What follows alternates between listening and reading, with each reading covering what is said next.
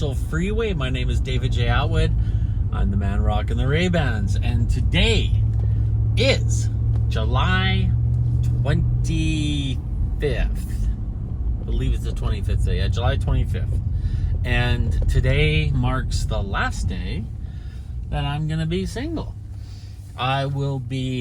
Technically I'm not single because I am in a committed relationship, but tonight at approximately 5:30 p.m. Pacific Standard Time on July 25th, I will be bending a knee for Gabby.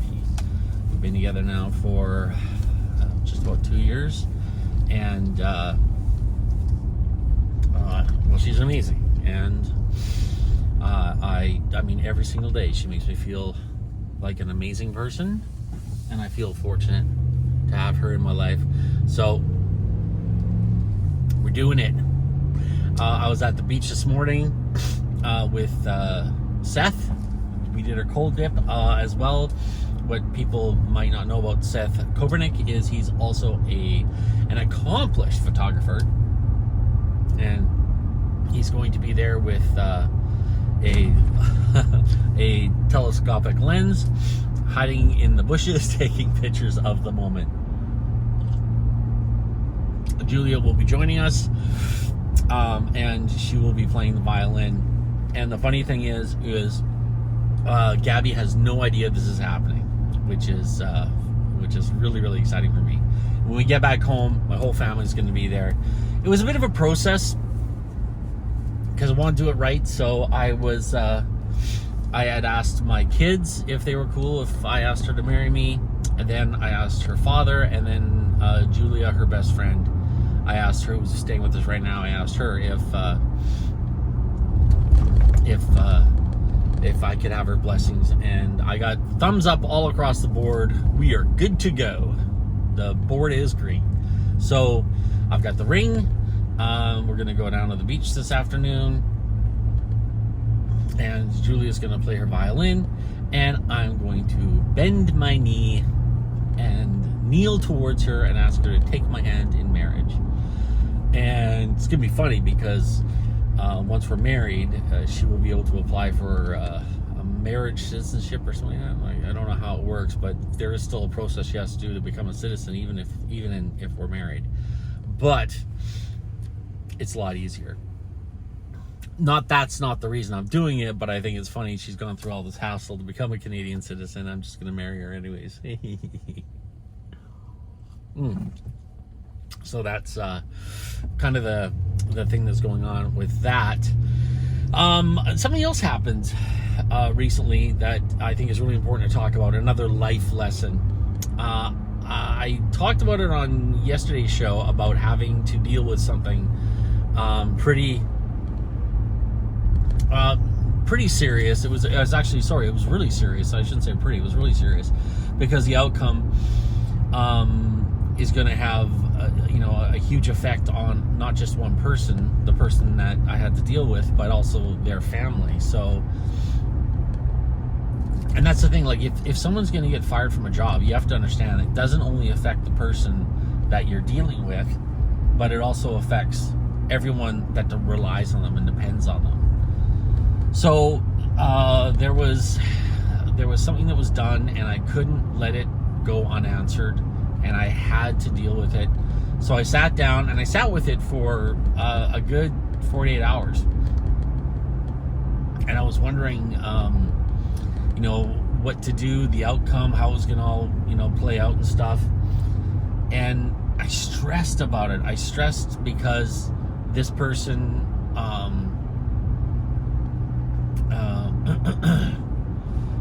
I didn't know how this person was going to react. In the past, this person, when I approached them with deficiencies or issues that had to be addressed, it came back with aggression.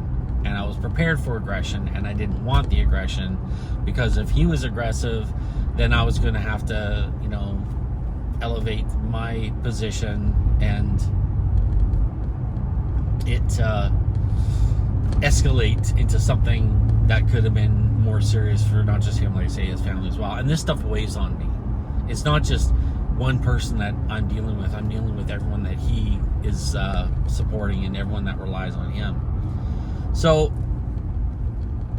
I drafted out what I was going to say, looked at it, tried to find a way that I could say it better, nicer, diplomatic, calmer.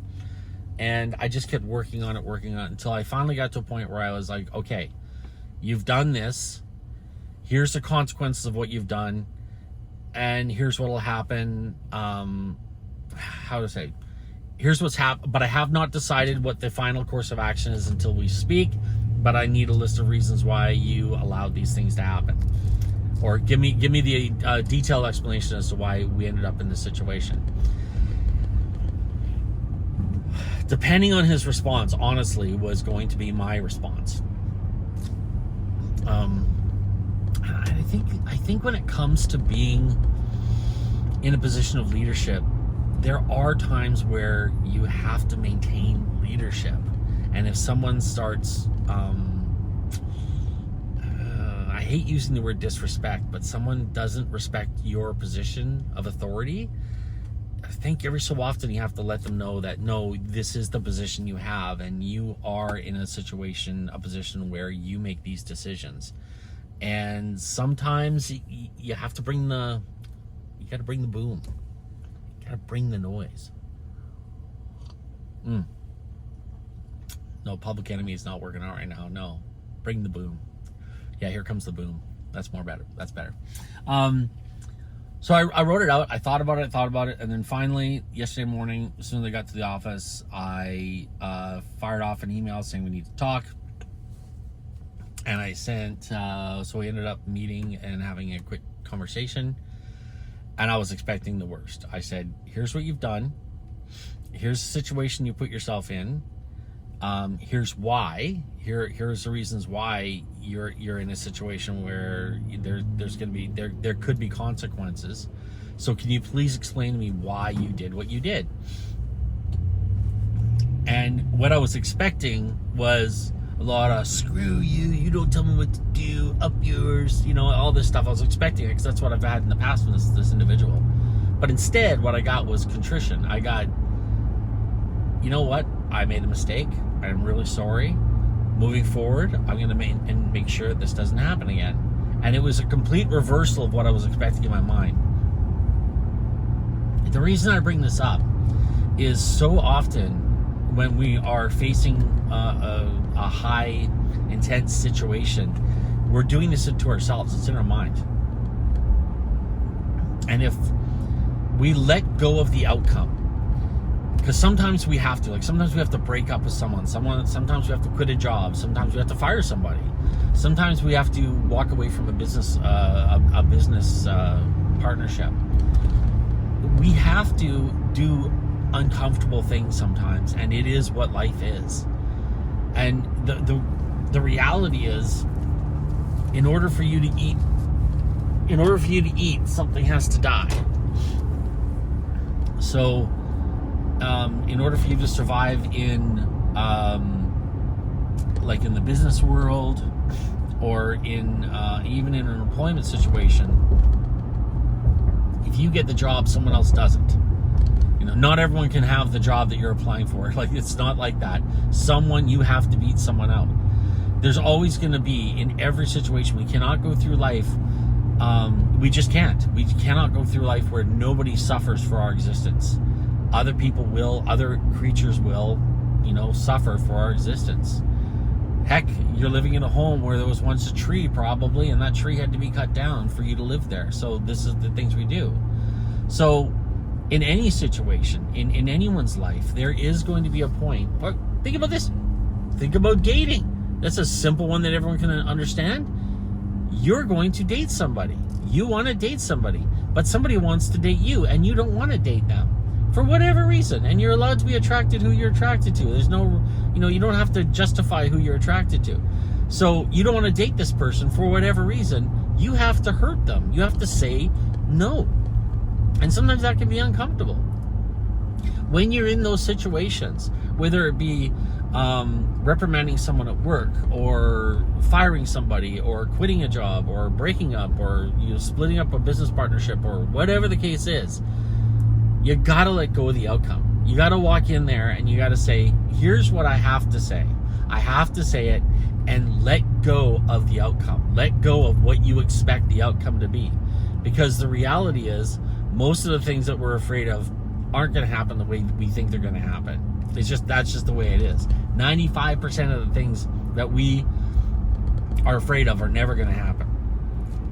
So let go of that fear and stress. Easier said than done, because I was stressing so hard about talking to this guy because I didn't want to take it to the next level. I didn't want to escalate it. I really, really, really wanted him to say, I'm sorry and it won't happen again. And here's why it happened. And I wanted everything to work out that way. I really did. But I would stress that he was going to go, hey, how about you? Don't tell me what to do and go screw yourself. That's what I was expecting. And then at that point, I'd have to escalate it in order to maintain that position of leadership. And it's not just so you know, it's not just a position of leadership and authority. It's also a position of accountability and liability. So that's what a lot of people don't get. Is these are why there's hierarchies in the world. If somebody wants to be responsible, then they can have the authority. That's kind of that's how life works. Let go of the outcome. When you are in a situation where you're going to have to do something uncomfortable, let go of the outcome. Let go of the fear, the stress, because there's a good chance it won't happen. And the reality is that, well, first of all, you have to have the discussion. You have to. But hey, even me, like even in the past when I've had to break up with someone, well, I'd say for the most part, sometimes they were horrific, but for the most part, I say, hey, it's not working out. I think we both need to go our separate ways. For the most part, they were like, okay, sure, and they, we'd go in our separate corners and have our emotions away from each other. But every so often, there's that awful one. But if you hang on to that stress of being afraid of what's going to happen, not only are you going to be afraid of what's going to happen, but it's going to ruin your day. What's that saying? Was it stress? All stress does is take away. What is something about worry? Worry steals the present from an imaginary future.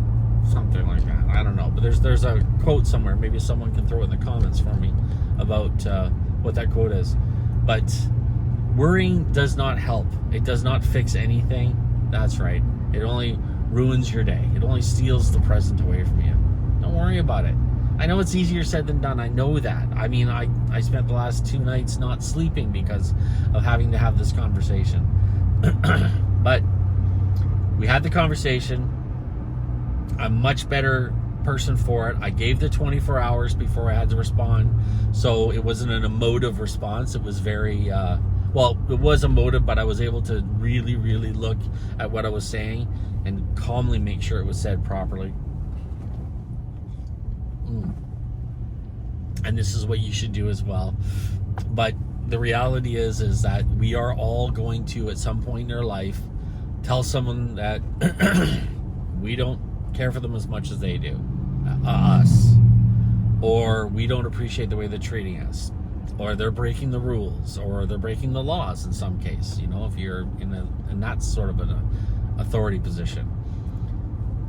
And we have to address these things. We have to call out the bad actions that go against our morals, our character, and even sometimes our rules and the laws. We have to call it out.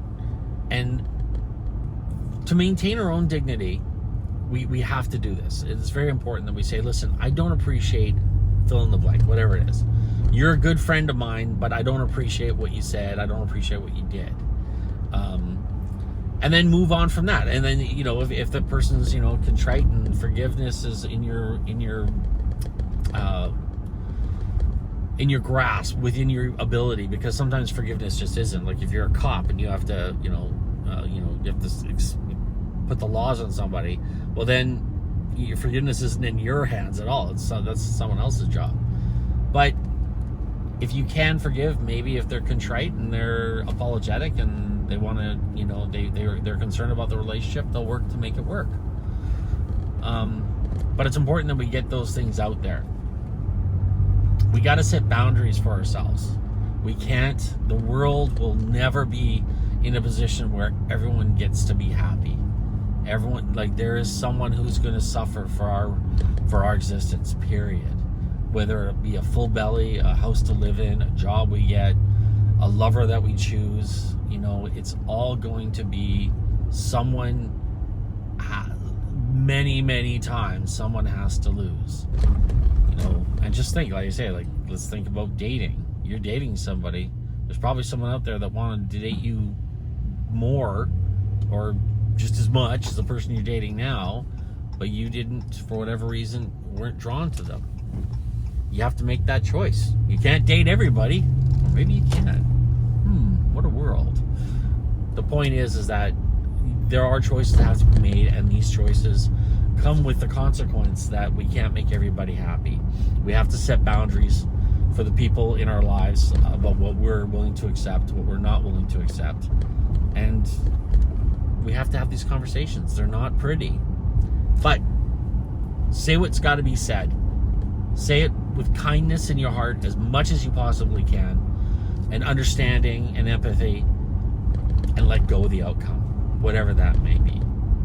Anyways, folks, wish me luck. Today I'm going to propose to my girlfriend. Woo! Give me a thumbs up if you're cool with that.